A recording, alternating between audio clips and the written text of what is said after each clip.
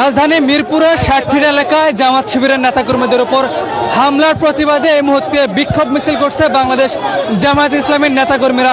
যেমনটা দেখতে পাচ্ছেন যে রাজধানীর মিরপুরের ৬০ ফিট এলাকা থেকে তারা এই বিক্ষোভ মিছিলটি বের করেছে।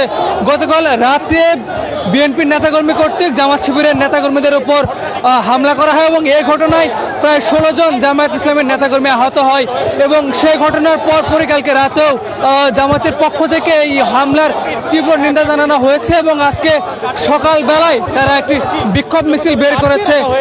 আপনাদের যদি একটু জানিয়ে রাখি, গতকাল সন্ধ্যা নাগাদ জামায়াতের নেতাকর্মীরা যখন নামাজ আদায় করে মসজিদের সামনে তাদের নির্বাচনী প্রচারণা সেটি চালাচ্ছিলেন, তখন বিএনপির নেতাকর্মী এসে তাদের উপর হামলা চালায় এবং এই ঘটনায় ধাওয়া পাল্টা ধাওয়ার সৃষ্টি হলে জামায়াতের প্রায় ১৬ জন নেতাকর্মী আহত হয় এবং এই ঘটনার পর থেকে নির্বাচনী যে লেভেল প্লেইং ফিল্ড সেটা নিয়ে প্রশ্ন উঠেছে। ইএফটি ফার্স্টের সাথে ট্রেড করুন যে কোনো জায়গা থেকে, ক্যাম্পাসে ক্লাসের ফাঁকে, ঢাকার জ্যামে বসে কিংবা ঘরে বসে।